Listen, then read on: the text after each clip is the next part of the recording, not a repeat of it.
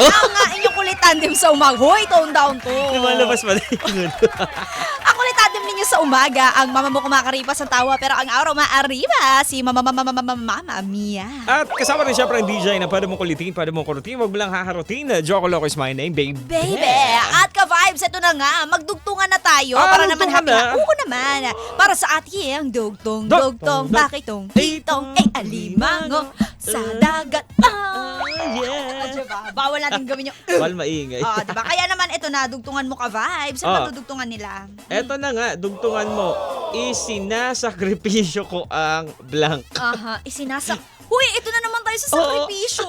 Diba? Akala ko tapos na. Oo, hindi pa daw eh. Ano daw ito eh? Sinasakripisyo ko yung taong ayok. Joke lang. Isinakripisyo niya.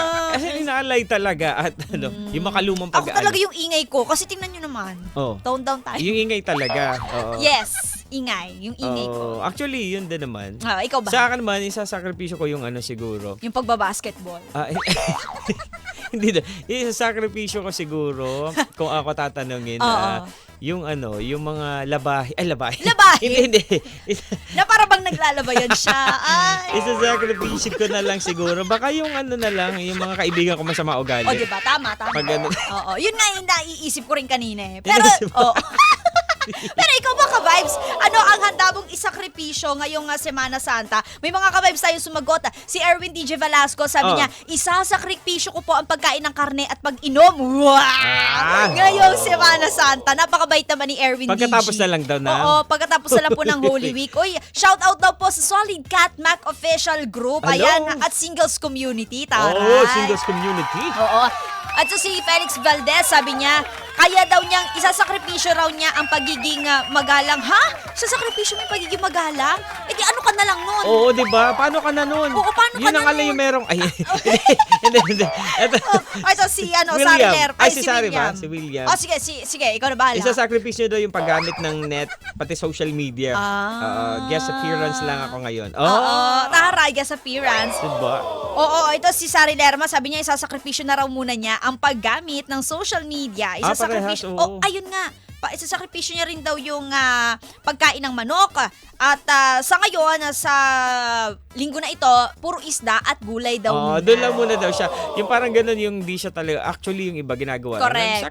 Hindi mo na Parang yun yung pag-aayuno niya. Hindi pag-aayuno. Tama. Sa social media. Tama. Hindi na siya kakain ng karne. Yes. Ganun, di ba? Kasi di ba sa panahon ngayon, iba't iba na rin po yung uri ng fasting eh. Di ba? May tinatawag na social media fast. Tapos meron din naman yung talagang total fasting yung sa food. Di ba? Talagang cleansing baga. Yan. Hindi ka muna kakain ng mga pagkain na alam mo na tawag dito. Yun nga, yung fasting nga. Yun nga, tama ka dyan, Mama Mia. At dahil nga dyan, hotdog, hindi kayo kakain. Ayan na. Sumagot si Arling. Sabi niya, isasakripisyo niya daw yung buhay niya para kay Lord.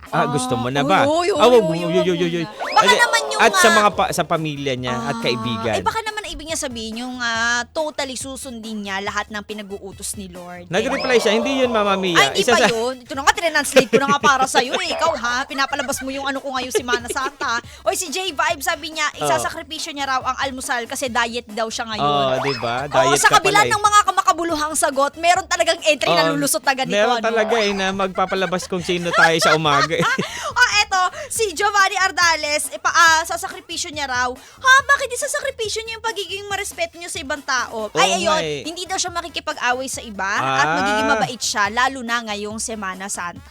Eto talaga yung babaling ng ating tone down. Si Maria Abain. Sabi niya, isasakripisyo ko yung jowa ko kasi babaero siya. Ayan, yan ang mga magandang kasagutan, di ba? Pero ayun, sige, sagot na sagot mga ka-vibes ha. Gusto namin yung mga entry ninyo para ma-shoutout din namin kayo.